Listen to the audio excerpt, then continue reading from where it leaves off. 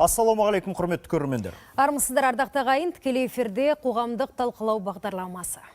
Бүгін біз балабақшадағы тәрбие мен тәртіп мәселесін талқылаймыз. Алдымен тақырыпқа тұздық болсын. Жасырын камераға жазылған мұра көріністерге зер салайық. Алыстамаңыздар.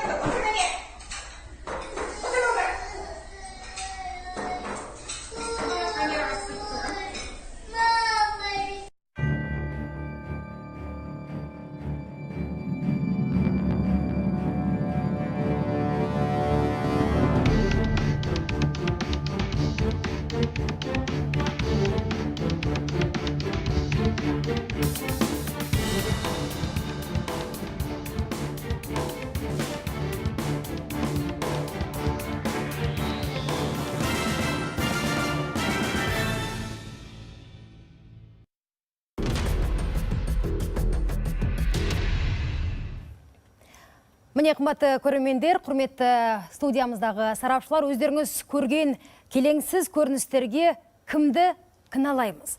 Тас жүрек тәрбиешіні ме, әлде тағы да шіріген балықтың басын айтып, басшыларды айыптаймыз ба? Осы орайда бүгін біздің студиямызда Қазақстан Республикасы парламенті мәжілісінің депутаты Бақытгүл Хаменова ханым келіп отыр. Қош келдіңіз. Рахмет. Осы сұрақты өзіңізден бастайықшы.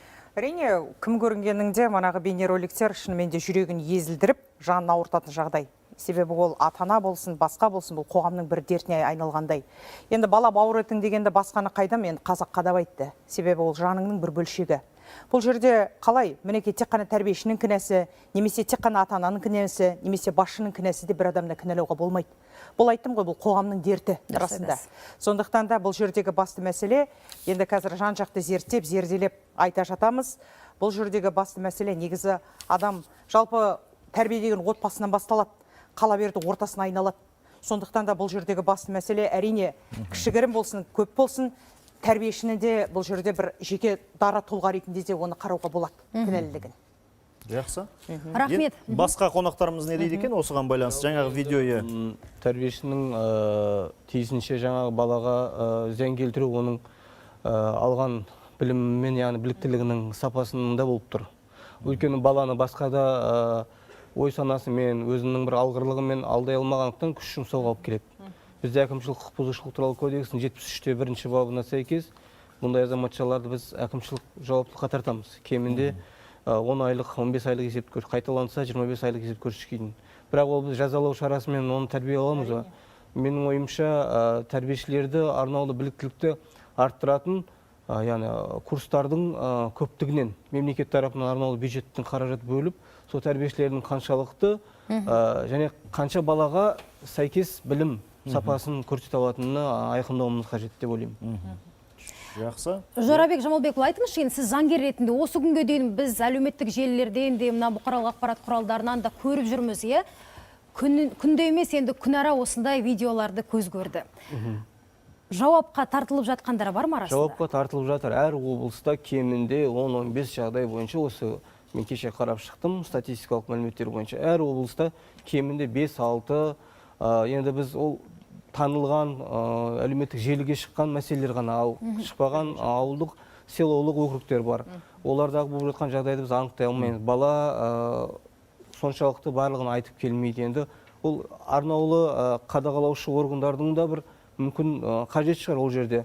Біз қарап отырсаңыздар, кіреберісте күзет бөлімі отырады, ол тек қана кіреберіске ғана жауап беретін секілді. Мүмкін арнаулы жасақталған, мысалға неге біз мектепке қоямыз балаларды қарау инспекторларын, неге балабақшаға қоймаймыз, неге даудың алдын әлеуметтік желіге салмай, оны халықаралық деңгейге көрсетпей біздің статистикамыз, сол ішінара шешпеске. Осы жөнінде де жақсы, енді біз былай дейміз ғой, мысалы біздің мемлекет адам капиталына ерекше көңіл бөледі, ең дамыған елдердің қатарына қосылғымыз келеді.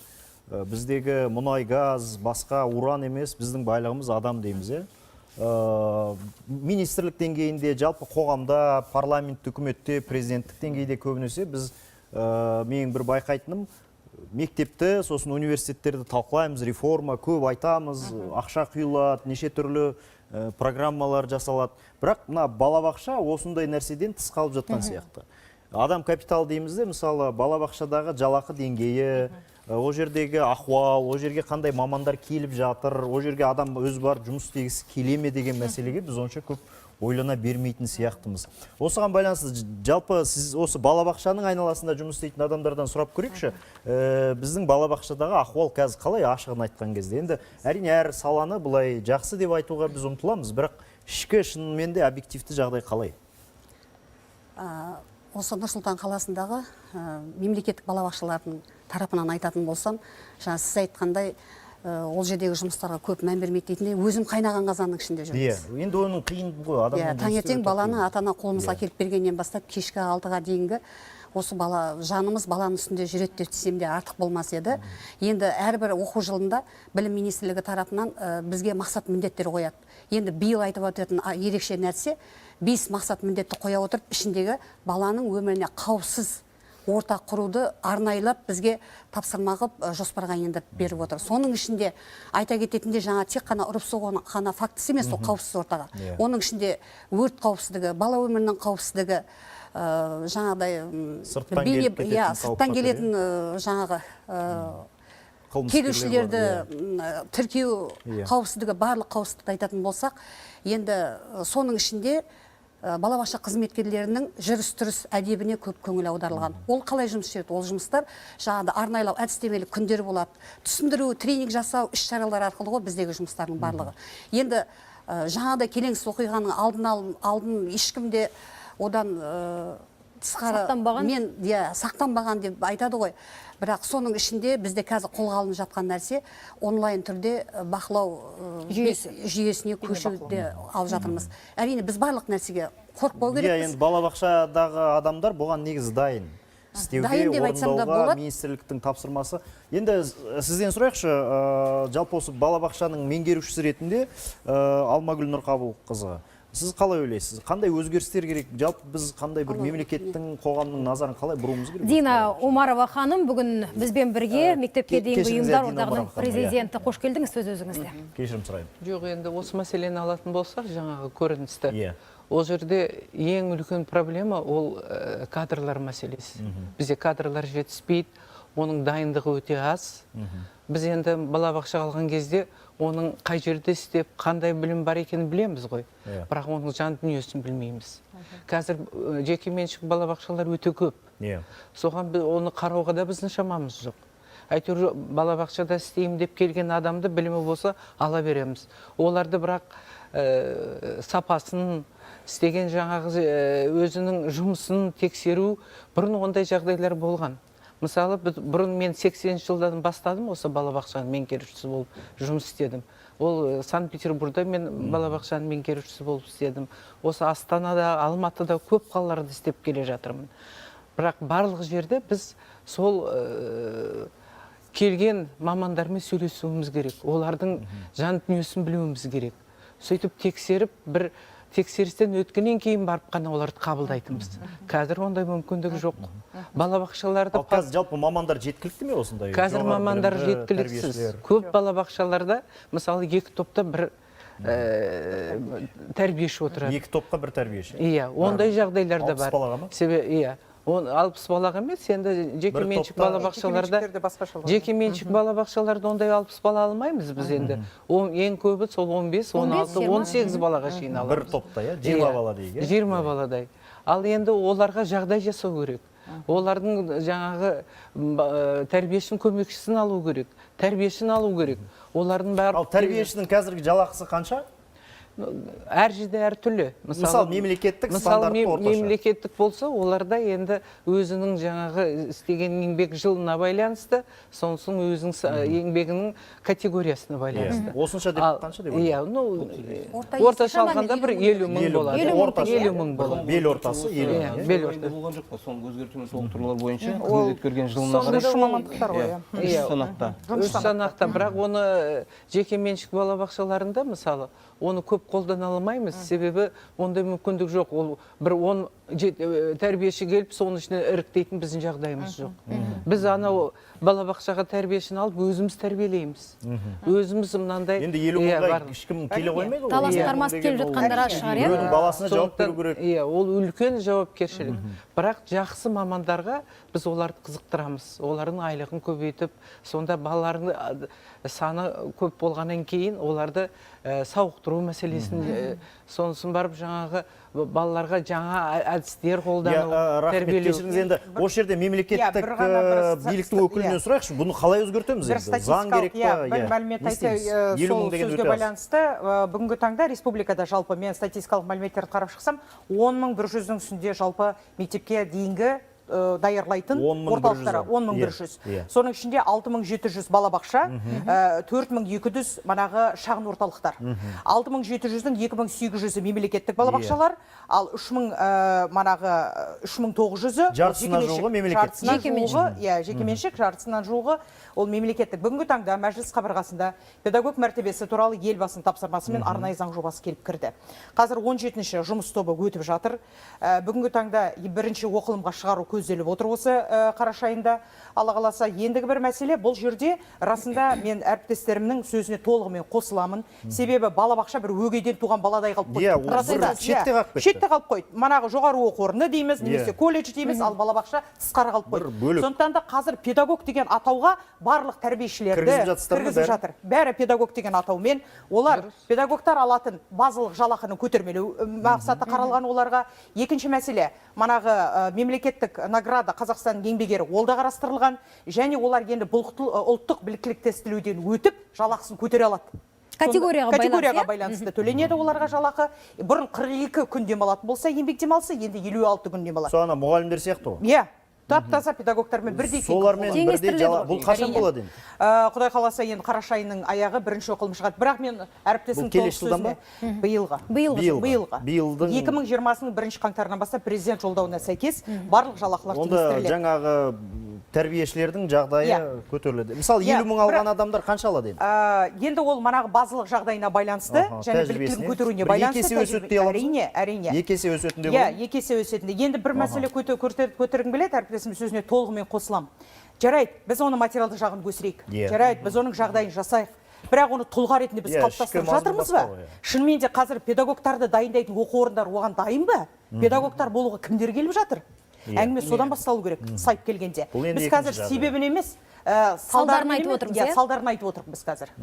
Енді жаңағы 50 мың демекші, шыны керек, бұл ең үлкен бір бас себебі сияқты да. Себебі Астанадағы, Алматыдағы үлкен бір магазиндерге кірсеңіз, бір ер адамның көйлегі, енді жейдесі көйлегі дейді, бір $100 төңірегінде былай жақсы сапалысы. Енді ар жағында 10 мың теңге қалады.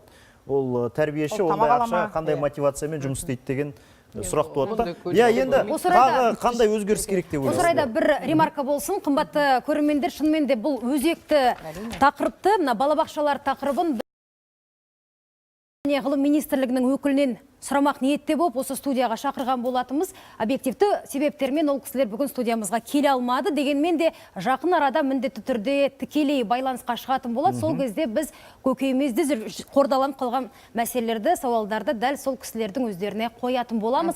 Қымбатты көрермендер, естеріңізге сала кетейік, біз тікелей эфирде жұмыс жасаудамыз. Егер де қояр сауалдарыңыз, я болмаса бүгінгі өзекті тақырып аясында қосар ойларыңыз болса, 75, 74, 90 тікелей желіге хабарласыңыздар. Күтеміз. Енді тағы бір мынандай мәселе, осы балабақшаға орын алу мемлекеттік. Бұл кәдімгі мына ғарышқа ұшқан сияқты бір. Сіз енді әке ретінде айтып тұрсыз. Мен енді достарымнан көп естеймін, орын алды десе, ол бір Голливудқа барып келген сияқты қуанады. Айғы ұшып келген сияқты. Кезекті қалай реттейміз? Жалпы бұл жерде де ата-аналардың сауаттылығына байланысты. Көбісі орын жеткілікті, бірақ ғаламтор желісінің жұмыс жасалмай үлгермеген, үйренбеген. Баланы кезекке қанша жаста қою керек, айтыңызшы? Туылғаннан бастап. Мына бүгін таңертең босанды ма, жұбайыңыз, жұбайы барып, арнаулы жаңағы үкіметтік жаңағы егов кезепке тіркеуге болады, үйде отыруға. Тіркеуге жақсы, ол дұрыс. Бірақ бізге балабақша жетіспейді ғой. Жоқ, әрине жетіспейді. Ол бәрібір қанша 10 рет тіркелсең де орын жоқ па, саған орын жоқ қой енді, рас. Бұл жерде де мониторинг мысалы Нұр-Сұлтан мен Алматыда орын жоқ. өңірлерге. Алматыдағы балабақшалар құдай самасын өте қымбат. Өңірлерде де дәл солай, иә? Балабақшада орын жоқ. Жекеменшік Мұнда қараңызшы, не істейміз оны? Қалай бізде мынау реттеуіміз керек? бас қала болғандықтан мұнда келім жұмыс істейтін, уақытша жұмыс істеп кететіндер көп. Солар осында босанады, балалы болады да тіркеп кетеді. Бірақ мониторлық жүйе солардың шығу, кіру, статистикалық жағынан сосын сондай қарап проблема бар отырса, дейсіз, сонда мүмкін жаңағы тіркелген азаматтардың жақындайтын бет кезегі. Дұрыс айтасыз. Дегенмен қарасаң мен қалқып енді тұрады. 100% келісем деп айта алмаймын, себебі балабақшаның жетіспеушілігі бәрі бар. Рахмет, Иә. дәл қазір хабарласқан көрерменіміз бар екен, тыңдап көрелік. Сәлеметсіз бе, сіз Иә, тікелей эфирдесіз. Тыңдайық. Сұрағыңызды қоя беріңіз. Тыңдап тұрмыз. Алло, саламатсыз ба? Саламатсыз ба? Мен Астана қаласынан хабарласып тұрмын. Мен стандарт бойынша білейін деп едім. Мемлекеттік балабақшада бала саны қанша болу керек? Менің балам 48-ші балабақшаға барады. Группада 40 бала, список бойынша төсек орны 34. Қалай Жақсы. жатып жүр балаларыңыз? Государство. Ұйқы уақытын. Балалар из расчета того, что Келмей қалатын балалар балалар. әдетте ауырады, сол себепті келмейді деп есептелген. Жақсы. Дина стандарт ханымнан қандай бізде? білген дұрыс шығар, иә? Жоқ, стандарт бойынша бізде 25 бала болу керек. Оның барлығы келмейді ғой. Біраз ауырады, біразы сұранады. Бұл мектеп емес. Ал енді 34 бала 34 кроват бар, 40 бала келеді. 40 бала келеді дейді, иә. Ол бір балалар көп болған кейін бірін олар жұқтырады. Ана әртүрлі аурулар алып Вирусы бар. келеді, сонысы, иә. Ол өте қиын жағдай. Мысалы, біздің орталық қаланың орталықтағы балабақшалардың бәрі толық. Ал сырт қалада тұрған мемлекеттік балабақшалар, оларда балалар толық емес. Мына ал жекеменшік балабақшаға алып келетін болсақ, бізде мысалы, менің балабақшамда мысалы 100 орындық балабақша бар. Соның тек қана 50 ғана келеді, 50 жоқ. Соның өзінде, мемлекеттік балабақшада 19 мың болса, бір баланың құны алып келетін бағасы. Менде 20.800. 1.800 ғана сонда айырмасы. Соның өзінде балаларды жинап алу өте қиын. Ал балабақшам болса, менің оның стандарттық балабақша, типтік балабақша, ішінде жүзу бассейні бар, саунасы бар, жаңа әртүрлі қосымша сабақтары бар, ағылшын тілі бар, басқа жаңа нелердің бәрі. Соның өзінде балалар неге жекеменшік балабақшаға келуіне қорқатын, мен түсінбеймін осы күнге шейін. Барлық жағдай жасалған. Олар көбісі ана подвалдық, мен мынаны жаңағы көріністі өзім айтар едім. Ол балабақшалардың көбісі жай әйтеуір ешқандай құжаттары жоқ. Стандартқа сай емес, стандартқа сай емес. Лицензия алмайды қазір. Оларды ешкім тексеріп жатқан жоқ. Стандартқа сай ма, сай емес па? Әйтеуір әрқайсысы ана базарда тұрғанда жаңа ақша санаған финансистерді, юристерді бәрі ашып алған балабақша. Сөйтеді, олар балабақшаның өзін сұрауын білмейді. Енді ата-аналарда да басқа амал жоқ. Күн көріс Мен керек, сізге иә? бір мысал айта кетейін. Мына Алматы осы Елордадағы бір түнгі клубтардың бірі арендасы біткен, соның түнгі клуб жұмысын аяқтаған. Соның орын балабақша жасайын деп жатыр екен. Осыдан бір 4-5 жыл бұрын. Соны мен оны естіп таң қалдым да, ол қалай сонда? Қазір енді расында өте шынымен де бір жекеменшік балабақшалар туралы сөйлесейікші. Не істеу керек? Енді проблема өзекті. Ол әріптесім дұрыс айтады, расында ол манағы өкіл манағы уәкілетті органның міндеті былай қарағанда. Шынымен де қазір енді төбеттен ұят кетті, қазана қақпақ кетті ғой. Шындайда кім көрінген қазір бәрі болғысы келеді, бәрі білім ошағына қарай жүгіреді. Ең оңай ақша табатын жер сол деп ойлайды былай қарағанда. Бірақ қазақта кербер мақал бар. Манағы шымшық сойса да қасапшы сойсын дейді. Оны кім көрінген қазір біздерде ойына келген жасайды. Сондықтан да баланың тағдыры да ойыншық болып кетті. Былай қарағанда шын ата-ана шарылдап қайда барады? Шынымен де. Мен айттым ғой сізге. Мынау біздің өзіміздің елімізге бар жоғы мемлекеттік 2800 балабақша бар. Масқара ғой. Жетіспейді. Бала туу көрсеткіші күннен күнге өсіп келе жатыр. Біздің демографиялық көрсеткіш өсіп келе жатыр. Сондықтан да мынау әкімдіктер қазір жасалып жатыр. Бәрін кесіп пішіп жоқ деуге болмайды. Қолдан келгенше мана мемлекеттік жекеменшік әріптестік, немесе жекеменшік орындар сол кезде сол манағы науқаншылықты пайдаланып қалып жатқан адам көп расында. Сондықтан мен ойлаймын, енді бұл қазір мәжіліс қабырғасында да көтеріліп жатыр, лицензия мәселесі. Бәрі талапты күшейту керек. Лицензия болу керек, талап болған жерде тәртіп болады. Дұрыс айтасыз. Сіз қалай ойлайсыз, лицензия керек па? Лицензия керек деп ойлаймын. Әрине. Қазір лицензиясыз, сіз тыңдайшы заңгер ретінде. Лицензияны беру мәселесі әрине заң тәртібінде, заң қабырғасында мүмкін ол шешілуі мүмкін. Бірақ жаңағы сол орындардың жетіспеушілігімен сол талаптардың әлсізденіп, жаңағыдай қосымша қосалқы қосалқы деп айтуға болады, балабақшалардың санының көбеюі. Ал енді мемлекеттік балабақшаларда жаңағыдай орын алып жатса, ол өкілетті органның тексерісі, яғни жоспарлы тексерісінің жоқтығынан біз білмейтін қаншама қағаз жүзінде ақпарат бар, және күнделікті барып жүрген балалардың саны. Балалардың 2007 жылғы 27 шілдеде қабылданған осы білім туралы заңына негізінде жұмыс істейтін осы балабақшалар қаншалықты заңда жазылған әрбір нормаға сәйкес жұмыс жасап жатыр. Мемлекеттік орган, мысалға әрбір аудан, әрбір акимат өзінің қарамағына тиесілі мемлекеттік балабақша болсын, оған басқа да балабақшалар болсын, тиісінше тексеріс жүргізе ала ма? Әр бала болашағымыз ғой. Әр бала ертең отыратын қызметкер, ертең отыратын мектепке баратын оқушы, университетте оқитын. Енді қазір осы бастан оларды біз мәжбүрлеу шараларына, қорқыту шараларын, тексеріс шаралар болмаса, өз еркімен өскен қалай болады? Жақсы, рахмет. Бізге хабарласып отырған көрермен бар. Соны тыңдап алсақ, сосын сізге сөз кезегін береміз. Саламатсыз ба, сіз тікелей эфирдесіз, пікіріңізді білсек дейміз. Тікелей эфирдесіз. Сәлеметсіз бе? Саламатсыз ба? Мен мынандай ұсыныс айтайын деп едім. Педколледждар, пединституттар, осындай студенттерді дайындап жатқандарды практикаға жібергенде, осындай балабақшаларға солардың балабақшалардың заведующилары әрбір студентті қадағалап, осындай несі бар екен, енді сондай мінездеме керек қой, сондай студенттерді қадағалап, ректорларға, директор колледждарға рекомендация жаса, осындай студенттерге бізге жіберіңіз. Осындай студенттер бізде істесін. Сіздер депутат айтып жатыр. Біз жағдай жасап жатырмыз. Бірінші қаңтардан бастап олардың жағдайлары өзгереді. Жақсы жағына деп түсініп отырмын мен.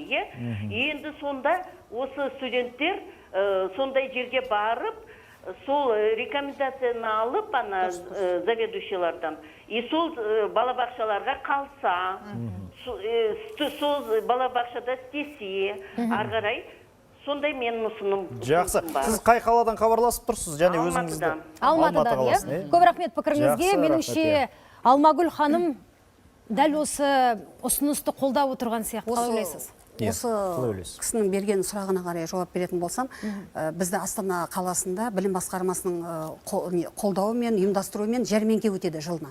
Сол жәрмеңкеде әрбір балабақша, біз айтсам, 100% десем де артық болмас еді, барлығымыз тәрбиешіге зәруміз. Мамандық жәрмеңкесі, иә? Мамандық жәрмеңкесіне барамыз, сол жерге барамыз, сосын жаңа педколледждарды, институттарды өзіміз аралай жүріп, келісімшартқа отыру есебінде. Олар жаңағыдай госпрактика дейді ғой. Соны өзіміздің балабақшаға, мысалға, біз тарта алған жағдайда, біз ары қарай сол балабақшада сол тәрбиешілерді қалдыруға тырысамыз. Себебі өзіміздің көзқарасымыз, өзіміздің мәжбүрлігіміз. Заң әріптесіме сөзді қолып көсілтейін. Бүгінгі таңда республикада 824 колледж бар, техникалық және кәсіптік білім ұйымдары 125 жоғары оқу орны бар. Соның тең жартысы әрбірінің педагогикалық мамандар дайындайды. Қазір әріптесінің айтуымен жәрмеңкемен қатар дуалдық оқыту жүйесі бар. Мысалы үшін 4 күнін ол практикалық балабақшада өткізеді, 2 күнін теориялық балабақшада. Бірақ біздер бұны бірнеше мәрте айтып жүрміз. Мана әріптестеріміз айтқандай, мана мәжіліс қабырғасына келгенде жалпы кадрларды таңдау, себебі грантты өтеу үшін, олар өздеріне берілген мемлекеттік грантты өтеу үшін барлығын алады. Анау гранттың ақшасын игеру үшін әрбір оқу орны ана маманды алады, мына маманды алады, бал жинай алмағанды алады. Әйтеуір оқуға түссем болды, әйтеуір жоғары оқу орнында оқып жүргенде. Грант көп қой деп барады ғой көбінесе педагогикалық мамандар. Қазір бүгінгі таңда осыған да тосқауыл қою мәселесі қарастырылып. Ал енді жастардың ішінде жақсы мамандар бар ма бұлай? Енді бәрі жаман дей берсек дұрыс. Жаңа хабарласып отырған көрерменіміз айтып отыр, ол қабілетіне қарай алатын болса деп. Егер де балаға деген сүйіспеншілігі болып отырса, жауапкершілігі мол студенттерді қабылдайтын болса. Сіздер қалай ойлайсыздар? Қазіргі балабақшаның тәрбиешісі жаңа 50 мың дедік қой, енді қандай жалақы алу керек? Мысалы 400-500. Мен бір қызық мәлімет айта кетейінші.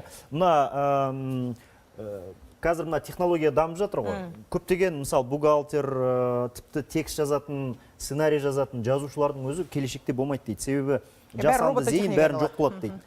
Ең бірінші орынға шығатын мамандық бұл әлеуметтік қызметкер дейді. Мына үлкен кісілермен отыратын, қарттардың қасында отырып, және балаларды, және адамдармен жұмыс істейтін мұғалімдер мен жаңағы тәрбиешілер. Енді осы орайда біз сіздер қалай ойлайсыздар, осы тәрбиешілердің жалақысы, әлеуметтік статусы қалай болу керек? Себебі жаңағы бухгалтер де, есепші де программа жазатын адамда қажет емес болса, онда біз соның алдына шығуымыз үшін не қажет? Ұстаздар қалай ойлайды енді? Жаңағы жарты күн жұмысқа қанша жалақы болуы? Жалақы көлемі қандай болу керек? міне жалпы? қазақта бір әдемі сөз бар, саналы $1000 тұрмысты болу керек билетпек па? деп. Иә. Қазіргі таңда осы балабақшада жұмыс істеу өте ауыр болғанмен және қызық. Себебі қазір мектепке дейінгі білім беруді міндеттеп жатыр. Бала мектепке дайын, ол бару керек деген Әріп жаза бізде алатын, мақсат қойып жатыр. қалам ұстай алатын болу керек, иә? Әріп жаза алатын да емес мақсат. Сол дағдылар қалыптасқан. Қалыптастырады, Жазу, тұлғаны оқу дағдылары қалыптастыру, қалыптасқан. Енді кеше ғана осы білім басқармасының тарапынан бізге жаңағы педагог мәртебесінің заң жобасын бізге жіберіп, біз қазір талқыладық. Кеше біз талқылап, жиналыс өткізіп, сонда бір керемет ұнаған нәрсе бар өзіме. Жай сөзбен айта берсем, ішінде осы педагогтарды тәлімгерлік дегенді ақылы қылып жатыр. Бұрын қоғамдық негіз жас мамандар келеді, үлкен ұстазды береміз, тәлімгерлікті қоғамдық негізде болады. Қазір тәлімгерге арнайы жалақы қойылып жатыр. Оны қандай? Дұрыс, өте Тағы да дұрыс. бір ұнаған нәрсе, сіздің сөзіңізде. Мен де қайнаған қазақ ішінде жүргеннен кейін тағы бір нәрсе ұнады, ант қабылдау дейді. Бұлайынша жастар күлгенмен біз кезінде ант қабылдадық. Ант қабылдаудың да бір үлкен керек жері бар. Машина жаңағыдай тез өзі жаттап айтқанмен ол жас маманның санасында қалады. Бір әсері болады ғой енді. Бәлкім жаңағыдай көріністерді көз көрмейтін бе еді? Алдайтын дұрыс болса. айтасыз, әріптесім соған қоса енді жалақы өсу мәселесі, педагогтың деңгейге теңестіру мәселесі жақсы қаралған. Статусын жоғарылату, Енді манағы сұрағыңызға жауап беретін болсам, расында егер болашақта Құдай қалап ол мамандықтардың бәрі қысқартылып, ұстаздың мәртебесі одан сайын көтерілетін болса, ең жалпы елдің еңсесін көтеретін 3 мамандық. Ол 2 мамандық. Бірінші дәрігерлер, ұстаздар және сот төрелігі. Сондықтан да ең бірінші егер сондай бала бағбаны, негізі әріптесім айтқанда қосылам, ол өз ісінің фанаты ұстаз деген. Енді дәл сондайға келіп, сол деңгейге жетіп жатса, қазір мемлекет көтеріп жатқан жалақымыз мәселе барлығы да материалдық деңгейден әрбір ұстаздың жалақысы бір 300-400 ақша болу керек деп ойлаймын. Рахмет, дәл қазір бізге Қарағанды облысынан хабарласып отырған көрерменіміз бар екен, қабылдап көрейік. Саламатсыз ба, сіз тікелей эфирдесіз. Тыңдап тұрмыз. Саламатсыз ба? Саламатсыз ба? Мен Қарағанды қаласынан хабарласып тұрмын, есімім Бақытгүл. Өте қуаныштымыз. Мен білейін деп едім, кезінде ясли группа дегендер болған. Ең 2 жастан бастап садикқа қабылдаған. Қазіргі сондай нелерді неге садиктарға қоспайды? Қазір частный садиктарға 2 жастан бастап бала берсеңіз, жоқ дегенде 40-45 мың ақша төлейсіз. Бар, бірақ аз. Сондай государственный садиктарға қазір сондай 2 жастан бастап неге қабылдамайды, мен соны білгім келеді. Мен, например, адресный социальный помощь алмаймын. 5 баланың анасымын, жұмысқа шығып жұмыс істейін десем, жаңағындай жағдай баламды апаратын садикқа 3 жастан бастап қабылдайды дейді. Соны ясли группалар ашылса. Жақсы, кішкентай 2 жастан. Мәлімет келтірейін. Мысалға, Америка құрама штатында оларда 8 аптадан кейін жұмысқа шығу міндеттілігі бар. 8 апта жұмыс істегеннен кейін, 8 аптадан кейін ол жұмысқа шығу міндеттілігі бар. Болмаса жұмыс шарты тоқтатылады. Оларда сондай жаңа азаматша айтқандай, ясли садиктердің өте көп болған соншалықты баланың жасы неғұрлым жас бақшаға барған сайын оларға төленетін жалақы көбірек. Өйткені оның міндеттілігі бар, жауапкершілігі бар, ол ешқандай көп нәрсенің түйсігін ала бермейді, анасы секілді орнын қамту. Бірақ баланың саны ол жерде 7-ден 14-тен аспайды. 14 санға дейін аспайды. Ең бірақ талап қойылған 7 баладан жоғарыламау. Бірақ әрбір штаттың өзіндік тәртібіне сәйкес 14-ке дейін рұқсат етілген. Максимум, иә? Иә, максимум. Бізде де бар, бірақ ясли садиктер. Шынымен де қазір азайып кеткен сияқты. 3 жастан алады, бірақ 2 жас, жаңағы кішкентай мүлдем 2 жасқа толмаған балалар. Нұр-Сұлтан қаласында кіші жасқа топтары бар ашылған. Бұл енді елорда болғасын шығар. Қарағандыдан хабарласып отыр, өңірлер, мемлекеттің орталығы болған кезде бұл жерде көп нәрсе жақсы негізі. Мемлекеттік балабақшаның уставында көрсетілген болса, ясли садты. Ол кезде 2 жастан бастап қабылдау толық мүмкіндігі бар. Яғни жалпы жабылып қалған жоқ бар ғой, иә? Жоғында бұл жерде бәрін заңға келіп сүйгенде болмайды. Жалпы оған жауапты білім және ғылым министрлігі бар, иә. Қазір байланысатын боламыз. Нормативтік құжаттар бар. Нормативтік құжаттар. Шынымен де азайып кеткен, бірақ бар. Бұл жерде айтып кететін мәселе, мынау дотация дейді, госдотация. Біз әкімшіліктен госдотация аламыз. Ол жеке меншік балабақшалар. Но мемлекеттік балабақшада да бар. Оларда да госдотация. Қазір барлықтарымыз бір саладамыз ғой енді. Сонда госдотация 3 жастан бастап беріледі. 2 жасқа Екіден берілмейді. жоқ, иә? Екіден Мәселе жоқ. осында бұл. Біз жаңа енді мен 20.800 деп отырмын ғой бір баланың жалақысы. Ал енді 3 жасқа дейін ол түгел төлеу керек. Мысалы, госдотациямыз 28.000 болса, ол 28-ге жаңа 20.800-ді қосып. Сондықтан ол көп ата-аналардың жағдайы оны көтермейді. Ол 3 жасқа келгенше олар отыра алмайды ғой, жұмысқа шығу керек. 3 жасқа дейінгі балаларды жаңағы мемлекеттік дотацияға Соны қосу қазір біз мәселесін қарастыру керек. біз қалада сол мәселені көтеріп жатырмыз. Тек қалада емес, мына депутаттардың арасында да, мемлекеттің жаңағы министрліктің арасында да ол госдотацияны 2 жастан беру керек. Себебі ол 2 жасқа шейін баласын қайда тастап кетеді? Жас атада көп жұмыс жасағысы келген жастар рас керек. Сондай мәселелер қазір қойылып отыр, көтеріліп отыр. Және депутаттар деңгейінде бұны қарастырып, Қазір министрлікке сұрақ қойып анықтап отыр. өте жақсы ақпарат бердіңіз, көп рахмет. Рахмет, дәл қазір біздің әріптестеріміз әзірлеген бейне сюжетке назар аударайық, кейін міндетті түрде жалғастыратын боламыз.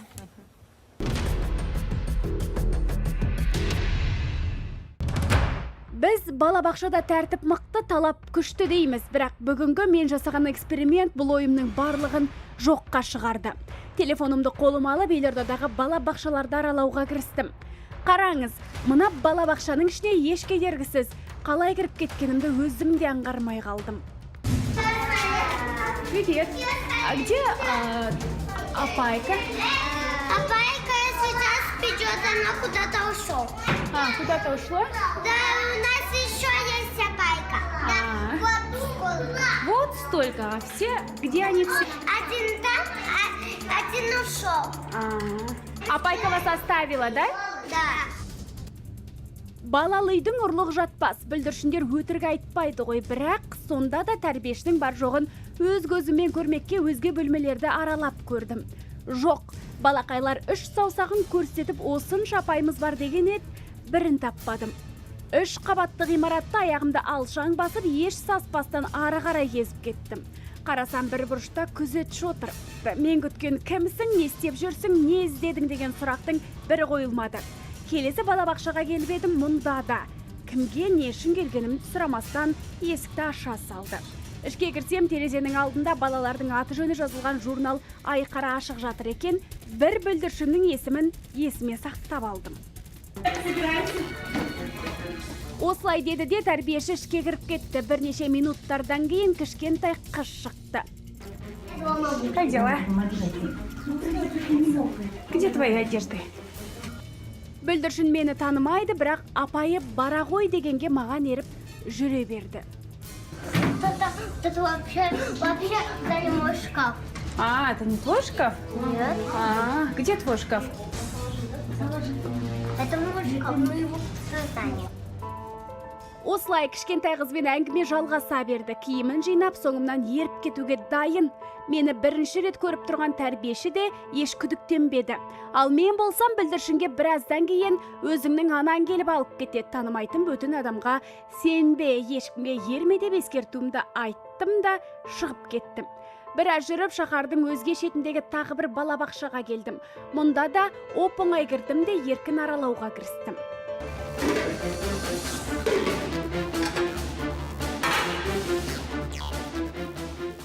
Саяқтар, балабақшаның, былайша айтқанда асыйы.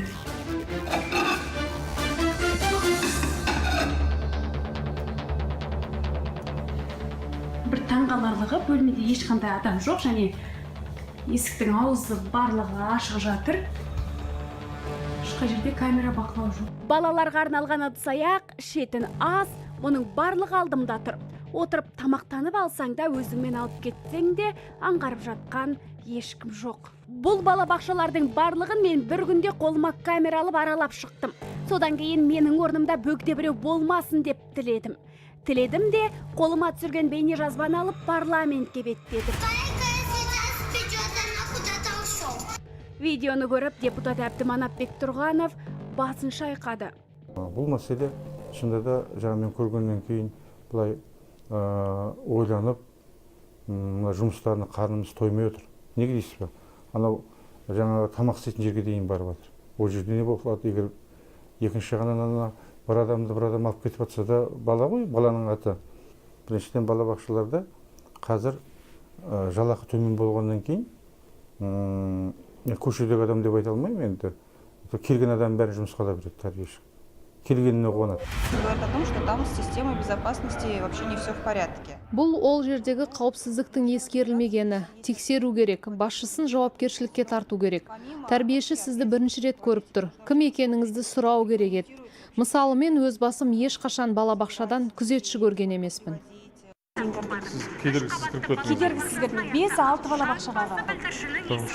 Это қай жерде бұл? Бұндай жағдайда енді бұл қатаң ережелер бар негізінде. Бұл басшылар сол ережелерді орындамай отыр. Мынау көріп жатқанымыз кейде балаларды ұрып соғып жатқаны да, осында жаңа тамақтары сапасыз болып жатқанның барлығы осы бірінші басшыларға байланысты. Парламент мәжілісінің депутаты Ирина Смирнова ұзақ жылдар білім саласында қызмет еткен. Бірақ бейне жазбаны көріп, ол да ойланып қалды. Ну, это, конечно же, неправильно. Бұл дұрыс емес. Балабақша, мектеп жалпы кез келген мекеме күзетілуі керек. Сіздің көргеніңіз заң бұзушылық.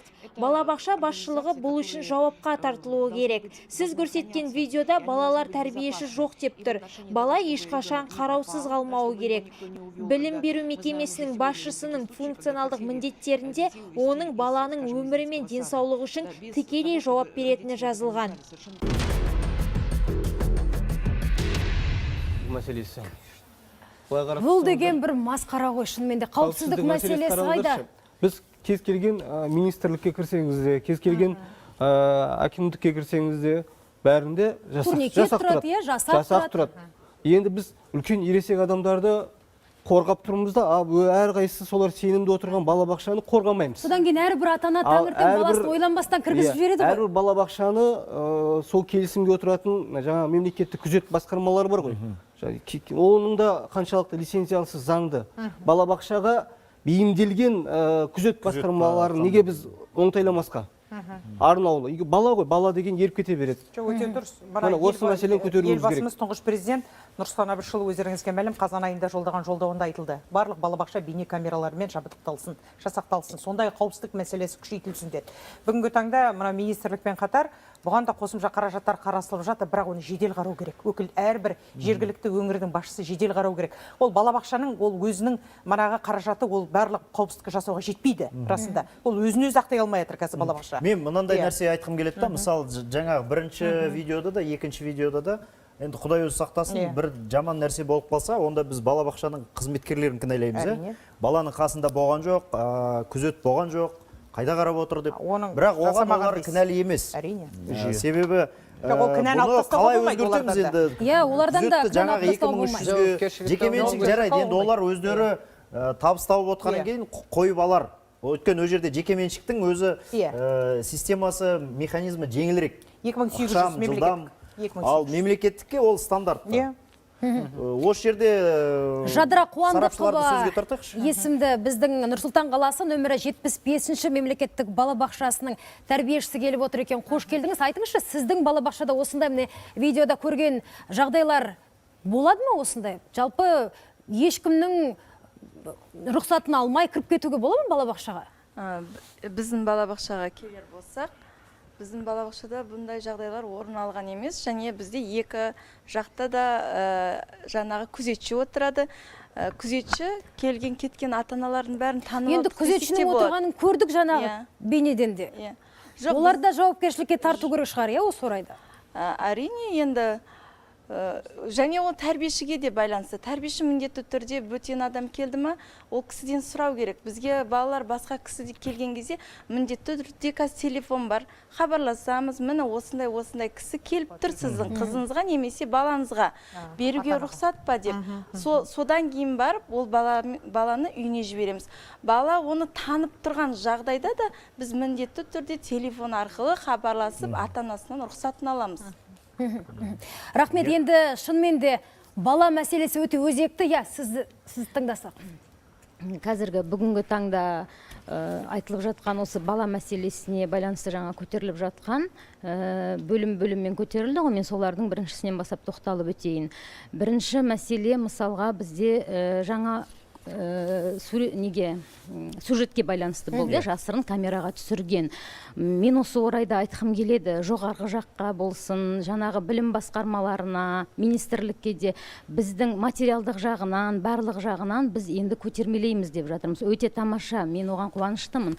Бірақ енді осы біздің жаңағы кадрлардың тапшылығынан біз жаңа алып жатырмыз. Жақсы, ол да жақсы шығар. Бірақ енді жаңағы сюжетке қарап отырып, сол тәрбиешінің психологиялық тұрғыдан, сол тәрбиеші бір дұрыс деп ойлайсыздар ма? Осыны біз психологиялық жағынан осыны көтерсек, соларды оқытуға ма, әлде бір белгілі бір уақыт сол кісілерді бір мектепте сондай бір шығарсақ, сондай бір ұсынысым бар. Рахмет, Әлия ханым, сіз енді өзіңіз көп балалы ана ретінде де алаңдаушылық тудырып отырсыз ғой. Бүгін біздің студиямызда психолог та отыр екен. Одан кейінгі мен тағы да айта кетейін, екінші нәрсем ол мына жаңағы сауаттылық, очередке тұру деді. Ол деген мысалға мен өзімнің баламды очередке тұрғызып жүрген кезде жас ата-аналар мына онлайн түсінбей былтырғы жылы да биыл да жүгіріп жүр. Сонда қайда барарларын білмейді, кімнен яғни ақпараттандыру жоқ, иә? Астана деген бар, өздеріңіз барыңыздар, биыл Индиго, бірақ олар оған кіргенде әрі қарай жасарларын білмейді. Соған байланысты бір орын ашып қойылса. Одан кейін үшінші мәселе жаңағы соңғы сіздердің сюжеттеріңізге байланысты. Мысалға, мен өзімнің балаларым барып жүрген балабақша, мен бұл жерде баса назар айтатын нәрсем, ол балабақшаның басшысына байланысты дер едім. Сол басшысы тәрбиені өз отырған мекемесінің тәртібін темірдей жасаса, ол жердегі біз бәріміз бағынамыз ғой өзіміздің жұмыс жасап отырған басшымызға. Соған байланысты деп қана ойлаймын. Біз мысалға 8-ден 20 минут кеткенде біздің балабақшамызды ашпайды, біз жалынамыз кәдімгідей, жаппаңызшы есікті, біз келе жатырмыз деп. Бейне бақылауды 2 жыл бұрын орналастырды. Біз Астана осы Нұрсұлтан қаласының бірінші балабақшасына барамыз.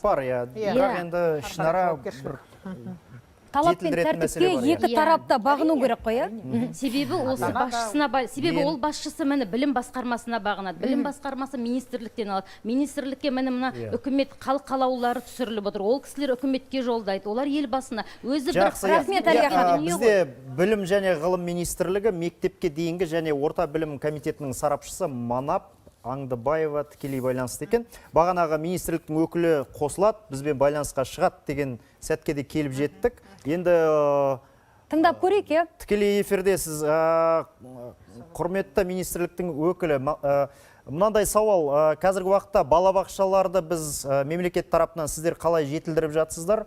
Халықтың сондай ойы, пікірі, балабақшаларға деген сұраныс қалай қамтамасыз етілмек? Алдағы уақытта жалпы балабақшалардың жағдайы қалай болады? Жаңа заң бар дегендей. Осының бәріне бір топтап жауап беріп кетсеңіз. Қайырлы күн, құрметті бағдарлама қатысушылар. Қазіргі уақытта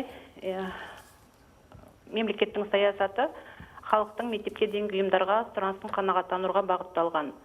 Енді тақырып педагогтердің төңірегінде болып отырғандықтан педагогтерге тоқталып өтейін. Қазіргі уақытта республиканың мектепке дейінгі ұйымдарында 95 мың педагог жұмыс жасап жатыр.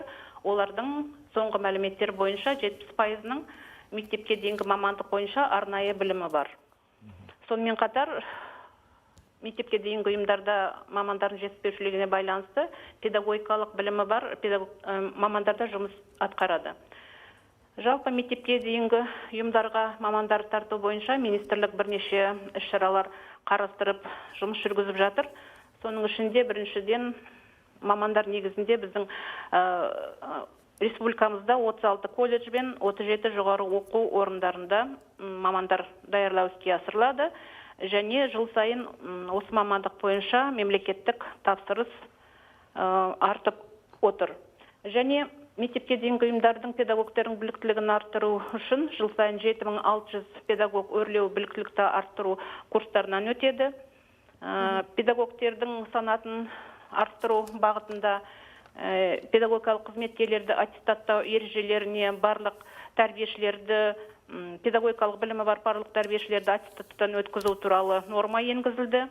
Және бүгінгі күні әзірленіп жатқан педагогтың мәртебесі туралы Қазақстан Республикасы заңының жобасында педагогтың әлеуметтік кепілдіктері қарастырылып отыр. Манап ханым, көп рахмет пікіріңізге. Айтыңызшы, біз хабарымыздың басынан бастап әлқисас ретінде мына балабақшалардағы тәрбиешілердің балаларды таяқпен тәрбиелеп жатқанын көрген едік. Сіз де осындай бейнелерді, бейне үзіктерді әлеуметтік желіден көптеп көрді деген үміттеміз. Айтыңызшы, жалпы осы орайда кімді кінәлаймыз? Оларды қалайша жауапқа тартамыз? Және осы адамдарды жұмыстан шеттету мәселесі, сосын жаңа педагогтың мәртебесін көтереміз ғой, енді бұйырса келесі жылдан бастап жалақысын көтереміз. Оның орнында мықты адамдар болу керек қой. Тек қана сол балаларды ұрып соғып жатқан, бұл педагогикаға өзі аяқ астынан келіп қалған, көшеде кетіп бара жатып кіріп кеткен деген сияқты кісілердің бәрін тазалап, оның орнына мықтыларды алып, олардың мәртебесін көтеру керек. Осы қалай болып жатыр? Дұрыс айтады, менің әріптесім Жансаян сұрағының өзегі өте күшті. Енді жаңа айтып отырмын ғой, біздің республикада 95 мың педагог жұмыс істейді деп. Оның ішінде осы 64% жоғары педагогикалық білім бар. Көшеден келген адамдар деп айтуға болмайды ғой. 34% кәсіптік техникалық білімі бар. Оның ішінде 2% ғана орта білімі бар педагог. Енді жыл сайын былтыр бұл көрсеткіш 58% болатын. Биыл соңғы мәліметтер бойынша деп отырмын ғой, 70%-ға жетіп отыр. Яғни педагогтардың кәсіби біліктілігі арттырылып келеді. Және арнайы біліммен мектепке дейінгі ұйымдарда жұмыс істейтін педагогтардың да саны артып келеді. Бұның барлығы жаңағы мектепке дейінгі ұйымдарда педагогтерге жасалып жатқан жағдайлармен байланысты. Өйткені жоғары жауапкершілікке байланысты, жалақының төмендігіне байланысты. Манап ханым, түсінікті пікіріңіз. Айтыңызшы, жалпы осы орын алған, қордаланған қоғамның арасында проблеманы, мәселені қалайша шешеміз? Қандай қайтпек керек жалпы? Тәрбиешілер жауапқа тартамыз ба? Жоқ әлде кім кінәлі? Не істейміз? Айтыңызшы. Педагогтерді мектепке дейінгі ұйымдағы жұмысқа тәрбиеші ретінде болсын, басқа педагог ретінде болсын, мектепте дейінгі ұйымның басшысы қабылдайды. Және жұмысқа қабылдаған кезде педагогтерге қойылатын арнайы біліктілік талаптары бар. Сол біліктілік талаптарына сай болу керек. Одан кейін педагог өзінің жұмысында жұмысқа қабылданған кезде ол міндетті түрде лауазымдық міндеттермен таныс болады. Сол міндеттерді орындауға міндетті. Жақсы, рахмет сізге. Біздің хабарымызға қатысып тікелей эфирге шыққаныңыз үшін алғыс айтамыз. Енді біз студиядағы сұхбатымызды ары қарай жалғастырайық. Қандай да болса да жауап естідік деген ойдамыз. Дина ханымнан білейікші осы орайда.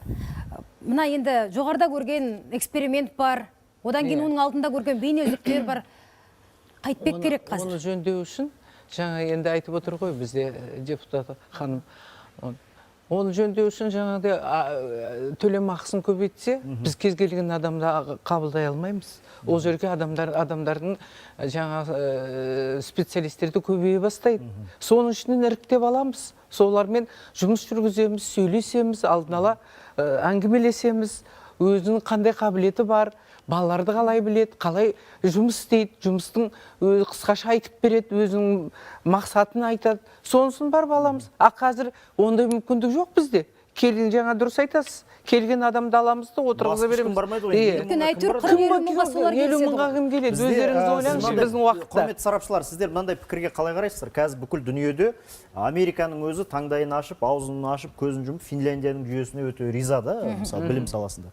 Бұл мына мектепке дейінгі мектеп, енді жоғары оқу орнында айтпай қояйық, ол жақта ондай емес. Өйткені бір тәрбиешіге 4 баладан келеді. 4 баладан келеді екен, стандарт. Бұл енді кішкене төмендетіліп көрсетілгенде шығар, бірақ енді біздегідей бір адамға 40 баланы іліп қойып, оны барып тағы телевизордан түсіріп алып, мына жерде қауіпсіздік жоқ деген сияқты жоқ. Біз бұл жерде талқылап отырған мәселеміз, бізді көріп отырған педагогтар болсын, министрліктің өкілдері, сіздер құрметті осы саланың өкілдері, біз сіздерге көмек болсын. Сіздердің әлеуметтік жағдайларыңызды, статустарыңызды көтеру мәселесі. Және сонымен бірге осы саладағы ең жанашыр адамдарды қалдыру және оларды қолдау тұрғысынан қарастырып отырмыз. Бізде мемлекет тарапынан бір сондай үлкен бетбұрыс қажет қой. Болып жатыр, бірақ менің ойымша кішкене баяу сияқты. Бұл мына министрліктің көлемінде ғана қалып бара жатқан сияқты. Бізде акценттер кішкене үлкен проектлерге, бір технологияға ұмтыламыз, бір үлкен мәселелерге ұмтыламыз да, осындай шынайы нәрселер кішкене қалып кететін сияқты. Осыған біз қалай көңіл қоюымыз керек, шыны керек. Негізгі құндылық адам ғой. Адам капитал дейміз. Конституциямызда жазылып тұр. Ең басты қазынамыз адам, және адамның өмірі. Енді сол құндылыққа бейжай қарайтын болсақ, мынау мектепке дейінгі даярлық топтары бар ғой. Мектепке дейінгі даярлық тобымен және бастауыш сыныпты аяқтаудың бар мәселесі осы мектепке дейінгі даярлықта. Қаншалықты біз ол балаларымыздың сол білім беру жүйесіне дайындаймыз, соншалықты одан бастауыш сыныпты жақсы аяқтаған бала шығады, одан жақсы білім грантын ие болатын, шетелдік гранттарға ие болатын бала шығады. Біз мынау ең бастысын, фундаментті сапасыз цементпен құямыз да, сосын балаларды ұбт-да талап етеміз жоғары деңгейде. Мына қараңыздаршы, ұбт-ның нәтижесінде көптеген балалар грант иегері болды. Грант иегері болып, маман иесі болып, жұмыс жасау барысында сапалар төмен болып жатыр. Біз мәжбүр болып жатырмыз, бұрынғы 75 балл алатын 4 деген бағаны біз 70-ке түсіріп отырық. Бұл неден алып келіп жатыр? Яғни баланың алғашқы мектепке дейінгі даярлық жұмыстарында бейжай. Осыны нақты заңды, қатал заңдылықпен, қатал тәртіппен реттеу жөнінде қарастыру ұсынам. Және, мысалы қараңыздаршы, мен бір нәрсе айтып өтейін осы жерде. Балабақшадағы 6 жас, 7 жасқа дейінгі беретін мектепке даярлықтан қарағанда тамақ бермейтін шағын мини-центр дейді ғой. Сондағылардан шыққан білімділік жоғары болып жатыр мектепке барған кезде. Енді соны шағын орталықтардағы білім беру жүйесін, тәжірибесін неге 5-6 жастағы балаларға енгізбеске? Олар жаңағы түсте ұйықтайды, тамақ ішеді, тұрады, тура сол бұрынғы бірінші барған сұрақтағы, соны жалғастырып, бітіреді, мектепке барады, білмейді. Методика туралы әңгіме отыр. Қалай ойлайсыз?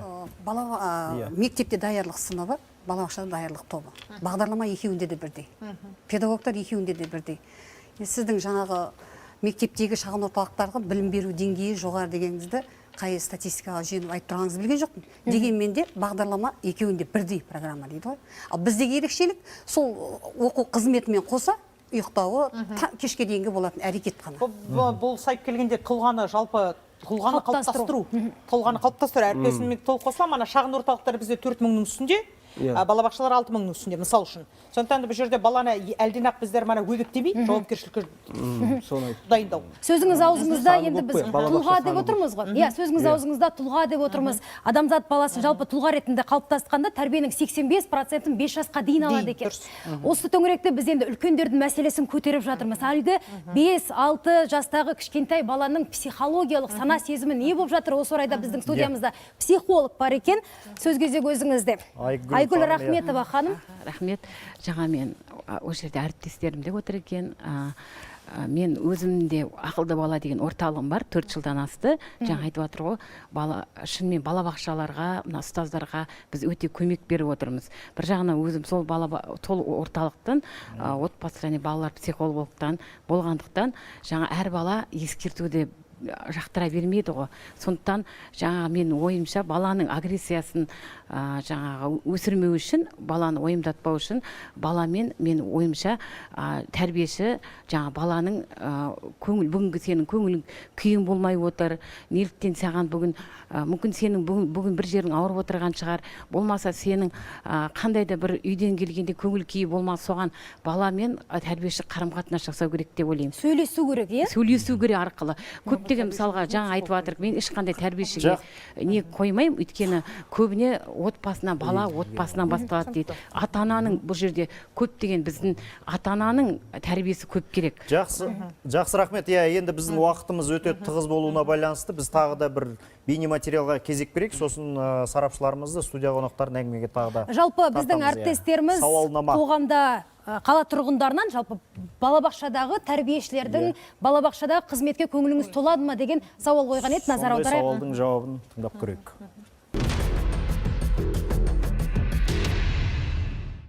Жақсы балабақшаларын. Мен әсіресе қосшының балабақшаларын айтып айтқым келеді. Менің қайным балалар бәрі барады, өте жақсы. Тәрбиесі де, тамағы, тазалығы және бәрінен бұрын ақысы. 13 мың ба, 15 мың ба сондай ғана. Мемлекеттіктер енді көбісі енді былай условиялар жоқ қой, енді бассейн жоқ, там дополнительный нелер жоқ. Енді соларды развивать етсе жақсы болады. Тамақ жағынан, воспитательдердің қарау жағынан обижают их, бьют. Вот интернеттен қарағанымыз бәрі сондай ғой, көрсететін бәрі сұмдық вообще. Качество низкое, да, точно. Менің бір құдашамның баласы барады, өзі таңертең тұрып алып сол балабақшаға барамын дейді. Өзі жүгіреді. Өз көңілімен, Сол жаңағы айтқан жағдайлардың бәрі сол балада бар. Бассейнға да түседі, тамақты да жақсы ішемін дейді, балалармен жақсы ойнаймын дейді. Апайларым өте жақсы, апайларым жақсы сөйлеседі дейді. Бағалар қымбат алады. Ана үйдің қасында міне бір садиктер бар, 190 мың сұрайды айына. Екінші кішкентай бір садик бар, енді ол 90 мың сұрапты. 190 дегенің енді ол қызметтен ондай ақша алмайсың мысалы. Біз сияқты пенсионерлерге вообще тем более. Қасу балам үшін елден келіп отырмыз осында пенсиямызды беруге. Жеке меншік балабақшаларды айтатын болсақ, енді көңіліңіз толмайды біздің. Ол жерде жаңағы контроль дейміз ғой. Бақылау жаңағы несі өте төмен. Жақсы қызмет көрсет дегендері әрине жана частныйға береді ғой. Онда енді ақшасы да басқаша, дұрыс па? Әрине ол ондай ақша төлегеннен кейін балаға басқаша қарайды. Талап. Бағасына қарай сапасы дегенде пікірді білдік, естідік. Сіздердің түйінді сөздеріңізді білгіміз келеді. Түйінді ой ретінде ұсынар едім. Осы балабақшаға жұмыс жасайтын кадрлар даярлау орталықтарын өзіге аса бір статусқа қойып, олардың білім беру бағдарламаларында қаншалықты жаңалыққа толы. Жаңағы сіздер айтып отқан Финляндияның әдіс тәсілдер біздің салт дәстүр санамызға сәйкес келе ма? Соны оңтайлай отырып, сол білім бағдарламасы негізінде олар тәрбиелеп, және көбірек тәжірибеге ұсыну жөнінде. Бақытгүл ханым, сіздің ойыңызды бір Менің ойым сайып келгенде, осы манағы бір сағат төңірегін жақсы сөздер айтылып жатыр. Әрине ол қазір бір сағатқа мынау толымды ашып барлығын жан-жақты зерттейтін тақырып. Ол бір сағатқа сыймайды. Десек те, мен айтар едім, мемлекет жасар, статусы көтерерміз, жасап та жатыр, болып та жатыр. Бірақ ұстаз, ол әрбір ұстаз, әрбір оқу орнының ол жүрегі. Сондықтан да ол ұстаз болу, тәрбиеші болу, бала бағбаны болу, ол иманнан. Жүректегі иман қаншалықты бекейді, ол соншалықты ұстаз болады. Біз қаншалықты оған барлық жағдай жасайық, санада саңылау болмайынша, ол әр баланы жан ашып қарамайды. Сондықтан да әр қазақ менің жалғызым деп қарау керек. Жақсы. Рахмет пікіріңізге. Дина ханым.